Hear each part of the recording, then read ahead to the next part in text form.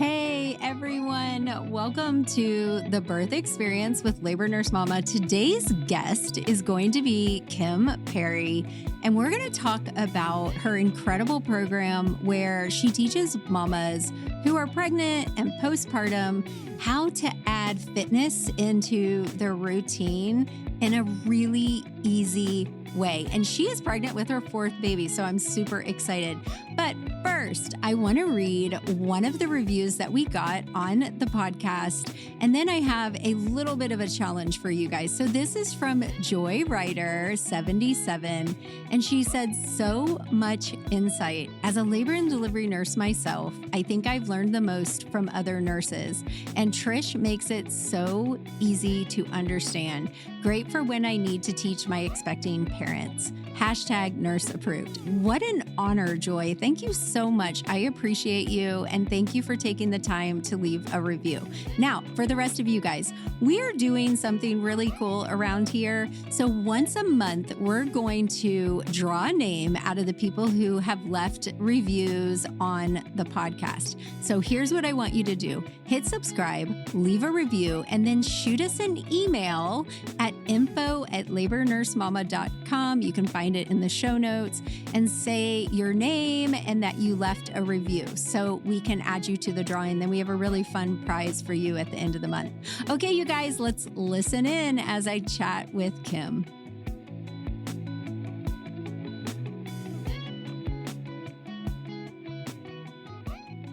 Hello, everyone, and welcome to another episode of the Birth Experience with Labor Nurse Mama. Today's guest is really exciting. It's Kim Perry, and she is going to talk to you about some fitness changes or moves or just some different things that you can do during pregnancy, and I'm assuming postpartum as well. So welcome, Kim. Can you tell everyone just a little bit about yourself? Yes. Hi, I'm Kim. I'm currently pregnant with baby number 4. I have 3 girls, and this is a boy. So we'll see. I know this pregnancy has also been very different in many ways. But yeah, so I was always into fitness after college. And as soon as I got pregnant, I felt very excluded from the fitness world and community, and just what I was so used to just became unmanageable. Something physically I couldn't do. Mentally, it was hard adjusting to the changes I was seeing in my body, but also being restricted physically. So I had to learn how to modify my workouts. And then by my second pregnancy, I became pre and postnatal certified, and I was able to help other women who were in the same boat. Like, we wanted fun. You want to feel sweaty when you're working out. The prenatal workouts weren't doing it for me. So I made my own. And then from there, I had my third pregnancy and managed to stay fit, which doesn't mean I'm like working out every single day. I'm not doing an hour at the gym. I'm not running 5Ks. That's not, we're working out for 20 minutes max. You have 3 other kids. Yeah. We don't have time for that. We don't have time for that. And I look back at my old routine, what I used to do, and I'm like, wow, I really had nothing else to do. Apparently, I could spend 90 minutes at the gym. That's crazy. Oh, that's my husband. Yeah. And I'm like, must be nice. Yeah. Yeah. So we don't have time. And I love connecting with other pregnant women and also being able to support them during this really special time. So I have a question, because you said you like getting sweaty, and I'm thinking, I don't like getting sweaty. I know. Right now I'm sitting here. I'm actually sweating because I'm hot, but I'm like, yes, I know. So it depends on the day, because a lot of days with this pregnancy have been rough. I don't want to do it. I literally want to lay down. That's all I can give you. But I know how much better I feel after a workout. And I know the benefits, that how it's going to help me. It's going to help relieve that back pain that's keeping me in bed. It's going to help my nausea. It's going to boost my energy. It's going to prepare my body for labor. So there are just so many benefits on those days when I just don't want to do it. That's what keeps me going. And then also having the accountability of having a schedule to check off, that always feels good too. Okay, so are you a paper schedule checkoff or an app? Are you a note on your phone or are you a paper? Because I was about to say, like, I really think you can tell a lot about people if they use a paper checklist. Because I'm a paper checklist too. I do. I love but in my app, like, it shows you the workouts for each week of your pregnancy, and you get a little blue check when you're done, and it feels so good to see those too. So I do both. I do a So mix. I have this little like dry erase thing that I keep. I love it.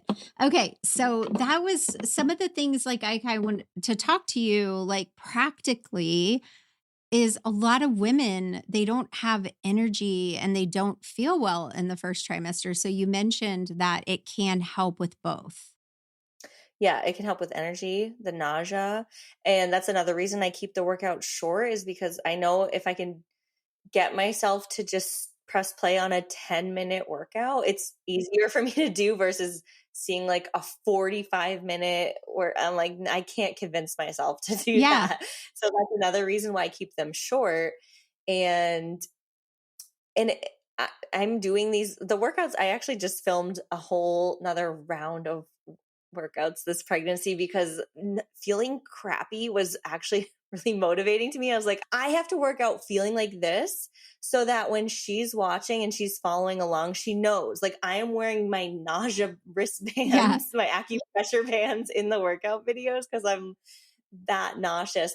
But just being able to do, I have like we're doing laid back booty workout on the floor, just like something to get the blood flowing, just strengthen the muscles, connect with your core and pelvic floor just a little bit each day. It doesn't have to be like we're moving mountains every day, just a little bit. And our bodies are in survival mode the first trimester. So I really don't want you to push past if you are vomiting and just I can't get out of bed. Don't, like, you need to rest. Your body's working really hard. And I think we forget that there's so much going on that you can't see. And just to give yourself grace and not expect to do 6 workouts a week. Like, that's just not always attainable. And I love that you said that you keep them short, but even like mentally for our mindset, when we check things off, when we accomplish things, whether they're big or small, we feel accomplished. So it's a great mindset tool as well. So I love that. So I'm just like curious, do they step up a notch when they hit second trimester and they get that boost? Or is it still Yes similar? and no. I just like workouts to be adjustable for you. Because I remember back to my first pregnancy that I was talking about, where I was trying to do box jumps in my third trimester because I could. And there are those fit girls out there that can do that. And I look at them now, wow, how are you doing? Because I can't. So it really is tailored to what's going to work best for you. And with any workout, I love this. I love like getting creative and like, okay, how can I take this move and make it pregnancy friendly? Or how can I scale this back? How can I advance it? Because I'm really not feeling it. So you can up your weights or reduce them. You can do more reps. You can do longer intervals. You can move quicker as long as you're using good form. There's just so many ways to make it work for you, whether you're looking for that extra push or you're like, today is rough and I am just lucky that I am here and I put a sports bra on. That's as much as I'm going to get done today. And So, do you clarify that for them? Okay, here's how you yeah, can make this, modify this to be easier, or here's what you can do to intensify. Okay, yes. Yep. that's good. And so, curiously, when you started your pursuit of this, were you pregnant with baby number one, or was it after you delivered? So I had the fitness Instagram account that was anonymous. I just didn't tell any of my family or friends about That's it always the because best. this was like back in like 2014, 2015, where I don't know. I just Yeah, wasn't. it And was there's a something different vibe back then. it was, and all, like health and fitness, like weren't so everywhere. Like Yeah, right now, I feel like it's everywhere. It's in every product. It's yeah. yeah. So it was very different, and I had my own little fitness community. prior to being pregnant. So that's how it started. But then obviously pregnancy threw a wrench into the whole fitness thing and I had to figure it out again. Yeah, it's so funny because I remember when I was pregnant with Grayson, which was in 2014, and you're Okay. right, like, it was a much different vibe, and I found oh gosh, I think her name is Cassie Ho, she does the pop Yes, yeah, Blogilates. and I she love was on her. YouTube, but she was very small, and I loved her workouts, they killed me, but what's funny is I just recently was at Target and I'm like, "Oh my god, she's got Now she's in products in Target. Target." And when I started watching her, it was very low budget and very like minimal, and now she's gone so big. It's so funny. But I love that opportunity because that give and especially you being pregnant doing this, I'm sure that just gives even more relatability to these moms. Like you said, you're wearing your nausea bands. You are actually have the belly. So if you're showing how to accommodate, like you're having to move around the belly and you're having to do this with no energy or feeling like poop or all the things that come with pregnancy. So I think that makes it just so relatable and you're showing up authentically. I'm trying, but at the same time, or on the flip side of that, I've also noticed I do this myself. I'll see another pregnant girl doing a workout online and I'm like, how does she have that much energy? Or she's 40 weeks pregnant. I'm bigger than she is. We The do this comparison. comparison. So that's something that I'm like, how do I avoid this? Or how do I like help other women like train your mind not to do Yeah. that and focus more on, hey, listen, we're just doing this Yeah. together. We're in it together. We're on the same team. It's not like me versus you or let's compare and contrast. No, we're equal and we're fighting our own battles, but we're going to do it together. It's so funny that you said that because I also coach women who are building businesses online, specifically women who are educating or empowering with their expertise, not really teaching people how to make money or any of that stuff, but teaching people an actual impactful something. And Yes, we I love just I have a mindset coach that comes into my group once a month and we just got done with a call right before I hopped on here. And we were talking about that exact thing. And the thing about it, Kim, is that there are the women out there who are you, who are looking for someone like them that they can relate to. And that's what they need because that empowers them. I want to be on that call next month. I would love to have you. I can give you That would information. be so fun. Anyways, but Yeah. it's so important. Like the one of the pillars of my coaching group is authenticity and showing up and telling these moms, yeah, I may be teaching you guys this and I have these programs and I'm doing all these things, but I'm still at the end of the day a pregnant mom, pregnant with my fourth baby, and I'm struggling too. And here's how I am walking through that. And so can you. And I would say that a lot more women relate to that than the woman, my sister in law, for instance. When she was pregnant with her first, she went to the gym 3 times. She did 3 separate classes that day because she just wasn't feeling right. So she thought she needed to work her body out more. She did kickboxing, she was in full blown labor. She had Kai within a few minutes of getting to the hospital because she thought that it was just her body needed more workouts. I was like, that would never cross my mind ever, ever. That would So not be funny. a confusing thought in my brain because I am not that girl. I don't relate to that at all. Anyway, that's a side note. Yeah. So be authentic to your own pregnancy. Own the aches and pains and say, yeah, this has not been easy, but that's something I've had to remind myself of too, because I feel bigger this pregnancy. I feel like I went right from my first trimester to my third. I've had so many more people comment, wow, you're so Are you big. And having I'm just like, what? twins? Or no, is the baby measuring big? That's what I'm getting. Oh, no. We're not. So it really does like mess with you. But I've been telling myself, like, hey, you know what? I'm gonna have a really good comeback. Wait, like this is gonna be such a cool transformation. And I'm like, how can I be confident in my body right now? Like just taking little moments and twisting them into like, how no, I'm going to own this. Yeah, I'm my biggest. This is probably my last pregnancy. So I'm trying to remind myself of that and how special this time really is. It just goes by. So fast. No, and Everyone is different. Every pregnancy is different, but each person experiences it differently. but the one thing that's very common is the crap things that people say to pregnant women. Do they not think? You know what it is there is some, maybe it's a hormone that pregnant women release, but people think they can just say whatever. They don't have to filter anything. It's And weird. people are allowed to comment on our bodies.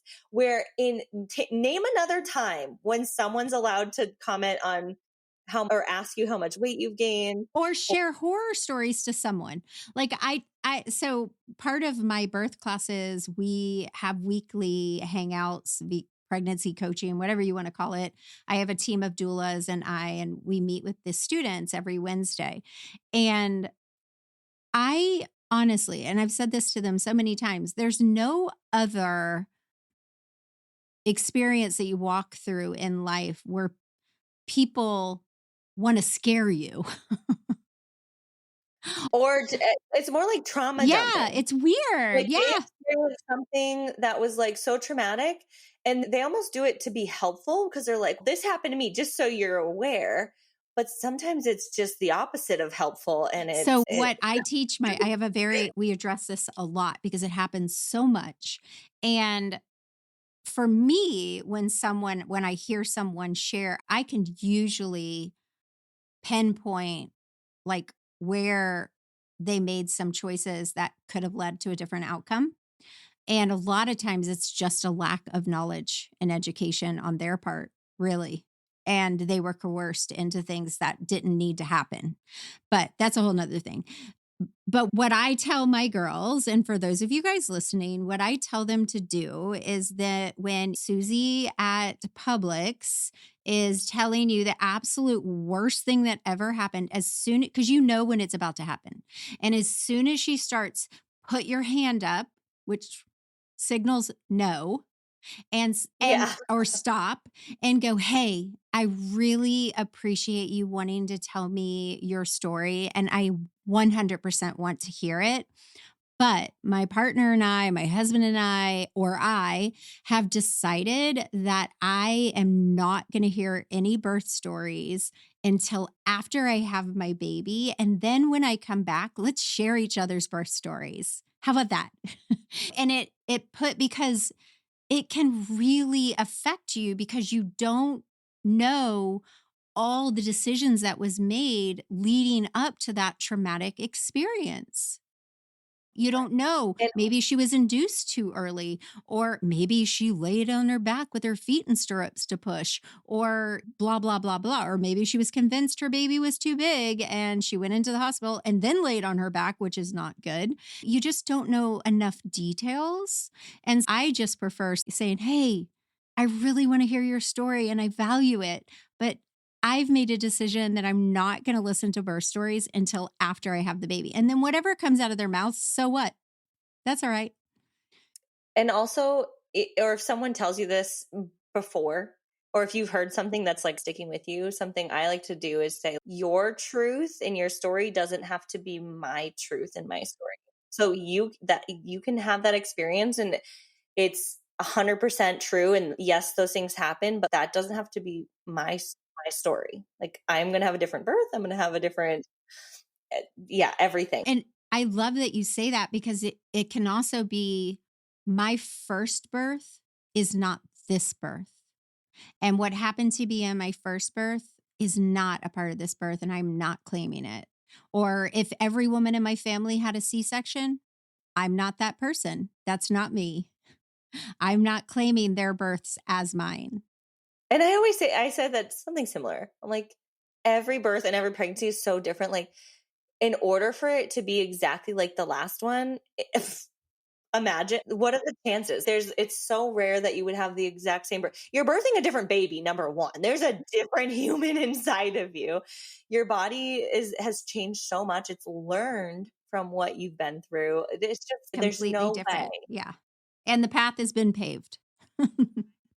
Yes, I had 3 completely different births, like, Yeah. completely. No, yeah, me too. I've had 6 completely different births, and it's really and 6 very individually completely different children. You can't even parent the same because what works on baby number 1 will not work on the baby, and what works on baby number 2 would never have worked on baby number 1. So, if you think that you got parenting under control, trust me, it switches up with each personality.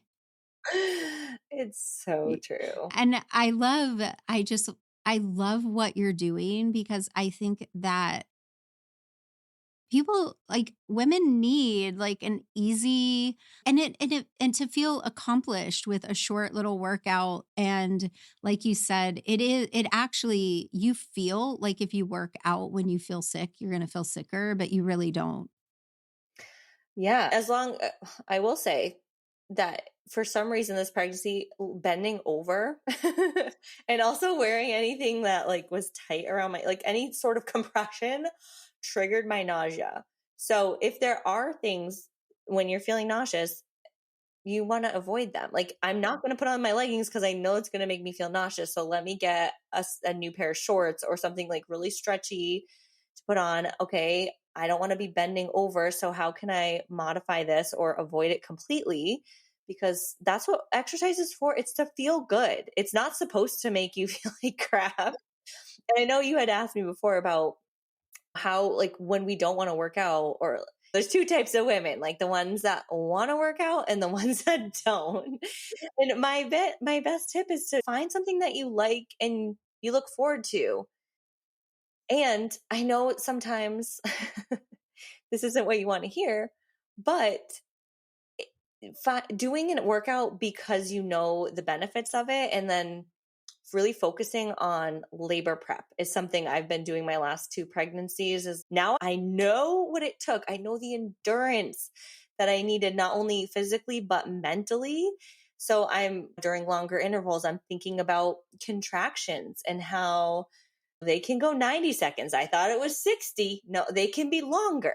How are you preparing your body to and mind to be able to breathe through that? And then pelvic floor, right? That doesn't push the baby out. It's got to relax and get out of the way. So I have to program into my week pelvic floor release and stretches because I won't do it otherwise. But I know I need to, and I know the benefits of it.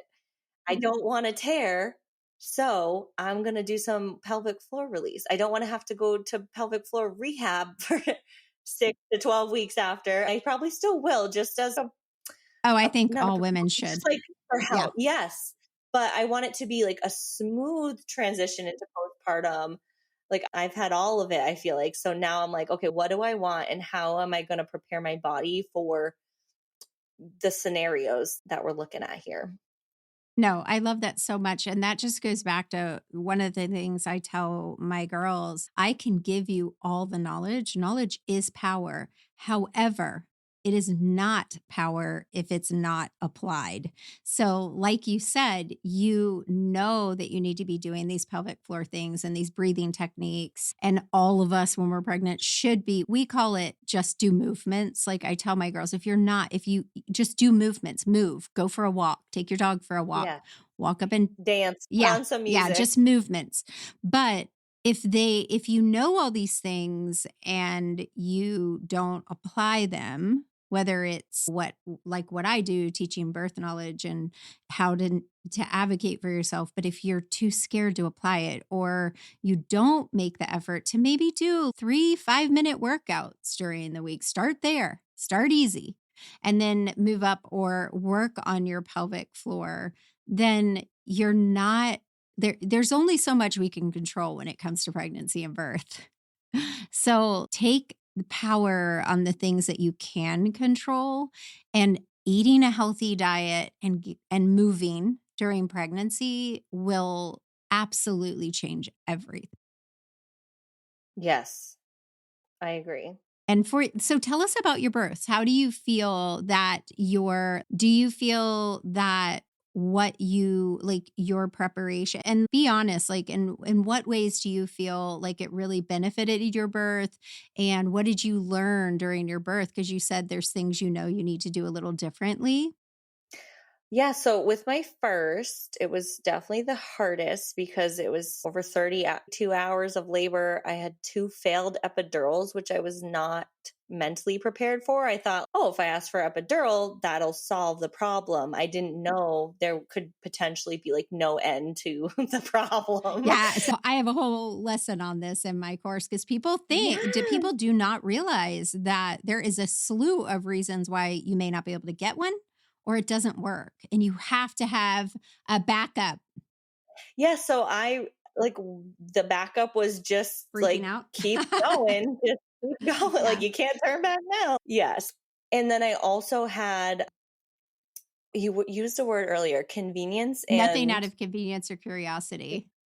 I feel, yeah, so my doctor performed an episiotomy without telling me, asking me, notifying me what was going on. And listen, I only was pushing for 5 minutes. So I feel like he was just like, I want to get out of here. Snip. I'm sure you're probably right.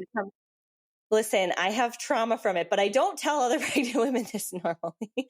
But it's something like I didn't know, I wasn't aware of. I thought like Can the doctors knew what was best for you, and I really truly feel like he did not. I could have gone without that. I just want to pause for a second. So, any of you guys listening to this and have done the Fearless Birth Experience or are in the process, we have an on demand 3-day Fearless Birth Experience with 3 workshops. And I start them out by talking about the biggest birth mistakes I've seen. And the number one is winging it and thinking that your provider knows more and will choose what's best for you. And the truth of the matter is, and I know some incredible providers, but all of us as human beings, we are semi selfish and we're semi self focused. And in the moments, at times, we make decisions that are better for us. And what I've seen over the course of my career and why I sat in my car crying and decided I'm going to do something different. These women need to know these things is that because I've seen that, Kim, so many times. And can we just acknowledge the fact that someone cut your vagina without your permission? And that is unacceptable. That's extreme if you really think about it, because I'm pretty sure he would not let you cut the tip of his penis off without permission. You know what I'm saying? He cut your vagina without your permission. And for a first baby, our body is made where it's a process and that the head comes down, it stretches some. The head comes down, it stretches some, it stretches a little more. And it naturally accommodates for the baby that your body made. And to just snip your vagina because he's in a hurry or out of convenience for himself is absolutely mind boggling. And I don't think there's any other area of healthcare that would be acceptable. I'm off my soapbox now, but that just fires me up. And it's, I know. I honestly don't enjoy even talking about it because it makes me so mad. And I think back to what should I have done? But I was like, so I had no idea. I didn't know. I had no idea. yeah. And there's so many people who don't know. And how old is that baby? She's 7. So 7 years. We're not talking about 1984 here, people. We're talking about Yeah. 7 years ago. And I have students that I get a lot of second, third, fourth. I've had moms who've had 6 babies who want a different experience. And it's still happening. It happens a lot.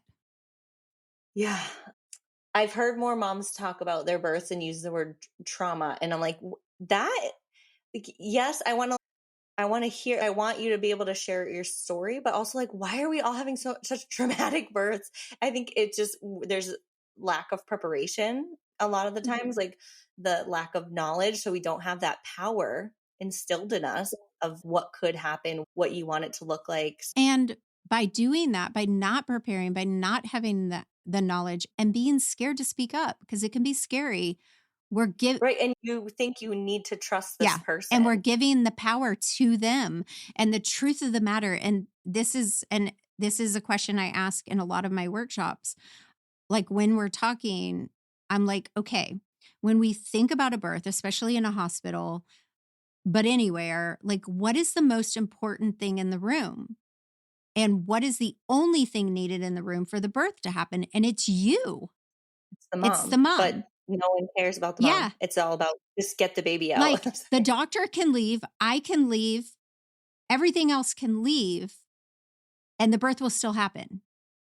But she can't leave because the birth won't happen. So can we please just remember this is a natural process. This is not a medical process.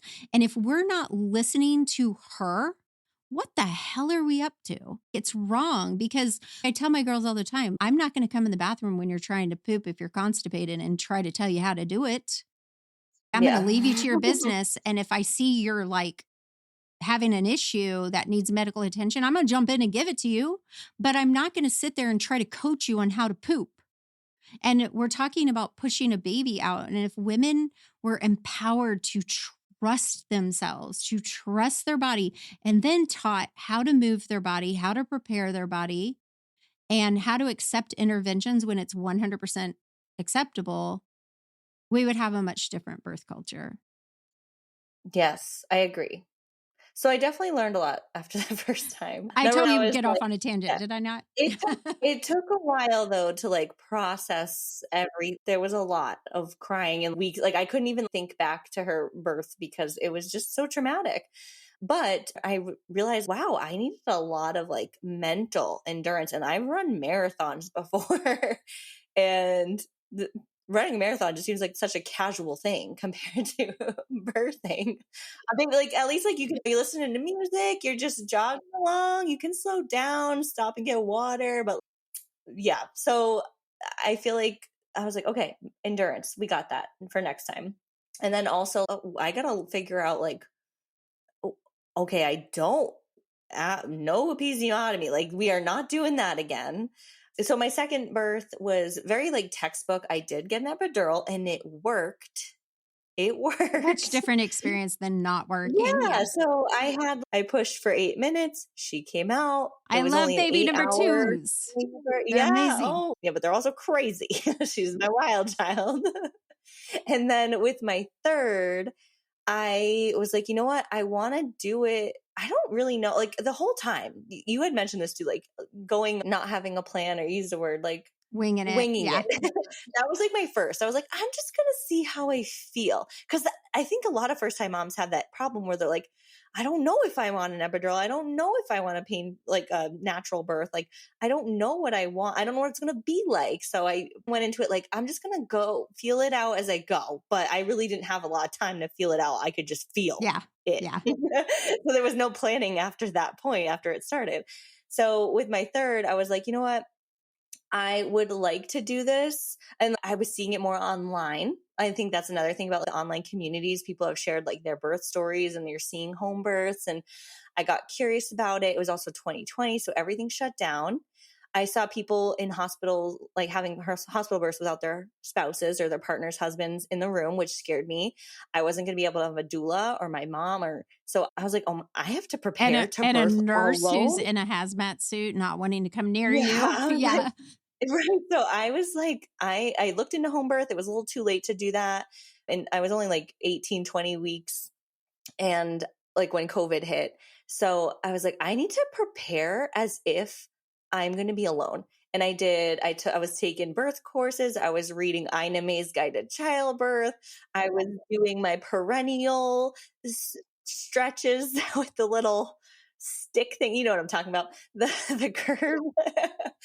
And I was doing meditation every day after my workout, which is, if you're having trouble working out, I would recommend habit stacking, which is find something you're already doing every day and add onto it like a short workout. So if you're already like setting aside time to read before bed at night, maybe you're doing like 10 minutes of yoga, or if you're walking the dog every morning, maybe you're going to do 20 lunges, 20 squats, and you could stack a workout onto that. So I was stacking on meditation, which helped with that endurance component. But with my third birth, I'm still not sure to this day if I progressed really quickly, because there was a student nurse who checked me to see how far along dilated I was. And you're maybe 2 centimeters. And I was like, for sure, I am 5+ centimeters. Like, I am in active labor. But she told me 2. I don't know if she was right and I just progressed really fast, or if she was way off. But I ended up using the Freya Birth app, Freya Positive Birth Company. So it's like a cool app that tracks your contractions, and it does like meditation in between the contractions. And then during the contractions, it's breathe in, 2, 3, like it's counting for you. So I was tracking my own contractions, and We're actually working on something similar for our course, for our students. ooh, Yeah. oh my gosh, Yeah. that would be so cool. I'll test it out for you. Because I'm due March I 10th. have started Yeah. have you seen this little guy? It's called the Core. Oh my gosh. I really think this is a great labor tool. Send me the link to I that. will. I got it. I saw it on Instagram. I got looped Oh, in. Instagram Yeah. ads. It wasn't an ad. It was someone that I really respect. And it basically, so for those of you guys listening, it's this little ball thing. And It looks like an Alexa. so it kind of. lights up. So that can be your focus. You see that? And it also has a very minimal vibration for the breathing, but it also helps you focus on it. So if your mind starts wandering, you can, because you really have to focus to feel it. And then it has guided meditations on the app and stuff. Yeah. So That is so cool. I got that. so I got it for myself, but also my little guy who I homeschool, and he has a hard time focusing. So I've been having him do 5 minutes with it, and it's really amazing. It's called the Core. Anyway, yeah. So this student nurse was in the room with my husband and I. I was standing at the bed, and I actually had asked for an epidural because I thought, I'm only 2 centimeters. There's no way I can't do this. Yeah. Like, I thought I could. Yeah. She shot my dreams down real fast. So get that epidural ordered. I know how long this stuff takes. But before it came, I got to the point, which, listen, I had read about this stuff. I had no idea I was going to get to experience it, but all of the pain went away. Like, I had no pain, and my body just started moving in a circle. I'm standing, and I didn't know what was happening. I just felt this complete release, and my daughter her head popped out. I did not push. She just came out on her own. Nothing like the reflexes our bodies have when they're left to their own. Yes. Yeah. And so there's no doctor, no nurse. The student had to pull the emergency cord. Oh my God, that student probably went to the bathroom and vomited after all that. No, she cried. She cried. But she had 2 kids of her own. So she's been in a delivery. Did she catch the baby? And did she have gloves? Was she prepared? My husband was on one side of me, and I wish I had this on video. I have no evidence of this actually happening. But yeah, so I don't know how long her head was just hanging out there. Yeah. But finally a nurse came and was like, you got to push her out. So it was just one push. My husband was on my right, she was on my left, and they caught her. Very slippery. My husband, it was an experience for him too. I'm picturing, I want to say it's like an Indian goddess statue, the one where she's got her arms or legs out and there's just a baby's head. That's what I'm picturing. That was me, actually. Yeah. That was a picture of me. So funny. I love pictures like that. So I wish you had it. That would be. I know exactly what you're talking about. Yeah. No, I know. No, I wish I had a video of yours. That's so intriguing. I was more leaning on the bed. So I was hunched over a little bit. Yeah. Statue. Well, yeah, I wasn't really picturing you like that. I was just picturing that. That's so, If you but yeah, could so do with, that, that would be impressive at that point with a human head coming out of you. we'll see. We'll see with this time around what my body wants to do, what position. So I'm considering I decided, not considering, I'm getting the birthing tub, Oh, I but love I don't it. know if I'm going to use it this time because, like I said, I wanted to be standing. Yeah. You But you could stand in the tub, just have your partner stand on the outside or in there with you. You could totally stand in the tub and do it too. The only problem for myself when I've gotten into the tub in my own births, which I almost had a water birth in the hospital back when it was semi allowed. And I got to transition. I know this now. I got to transition and I got a hair up my ass that I did not want to be in that water. I wanted out because my top half was cold and I hate being cold. And so that was an issue for It's me. not relaxing. Yeah, Right. but I'm worried about, I don't want to be like wet in a tub. I don't know. We'll see. I've heard it's amazing. oh, And I'd rather have it and not need it yeah. than, No, I think that's a wise decision because what you're telling yourself about it might not actually be true for you. And trying it out, you might be like, oh, wow, this is definitely better than I thought. Because water births, like, it's an amazing way to really decrease the pain. okay, So, we're gonna give it a yeah, go. yeah, I love We'll see. them. And like, you're completely clean when you get out. You're done clean after the birth. So clean.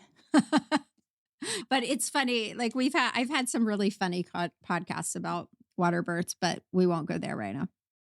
We'll talk later. Okay. Yeah, I'll listen. Link them below. Link them Put your below. hand up. I'll go. Put the stop up. Yeah. But yeah, I love water births. I wish I could have done them. I think it's just so makes sense. You said you're a marathon runner too. Think about what do you do when your body is aches and pains and like your muscles are hurting. Hydrotherapy. It works. So Right. anyway, I told you we would get off on tangents. This is what happens around Yeah, here. That's how it goes. it's okay. So I love it. so tell me about what are some of the things that you offer moms as far as you said app. Do you have a pregnancy a fitness app? Yeah, so I have a fit pregnancy program. You can access it from a computer or download the app on your phone. So everything's there and it translates. So if you do work out on your laptop, it's going to show up on your phone too, which I love that. I love having that option. Yeah, I like that. Yeah, but I can send to you. I have a free pregnancy starter kit for anyone who's pregnant Oh and is yeah, like, for you know sure. what, whether you're new to exercise or you're a gym girl and you're like, okay, what do I do now? What do I do about crunches or planks? I know I can't do them, but what do I do instead? If you have Yeah. questions like that, I kind of break down the modifications for each trimester, what to look out for, and just a little like core 101, what to expect, because that is the area most affected by pregnancy, right? Is Yeah. our core. It's our belly, those muscles right there that are holding baby in.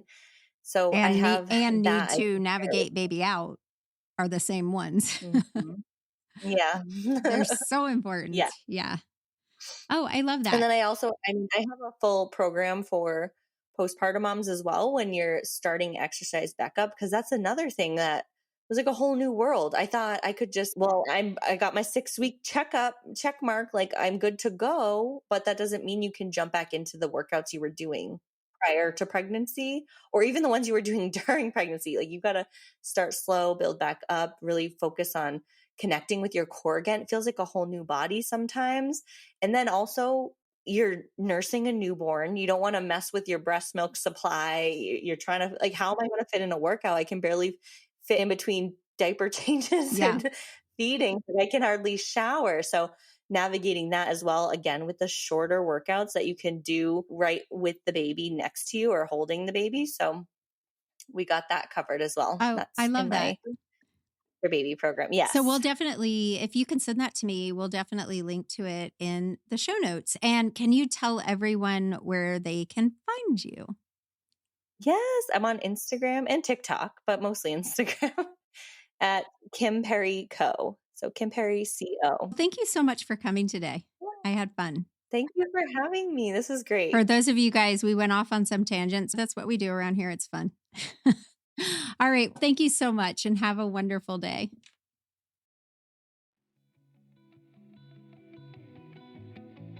I hope you enjoyed this episode with Kim Perry and talking about simple ways that you can stay fit during your pregnancy. And just remember, give yourself grace. You don't have to do all the things, but it's really important to take care of that beautiful, powerful body of yours. So as always, hit subscribe, leave a review, and tell me how much you loved this episode, even though we went off on a few tangents. Such a powerful episode, and I'm so glad I had Kim on. I will see you guys again next Friday. Bye for now.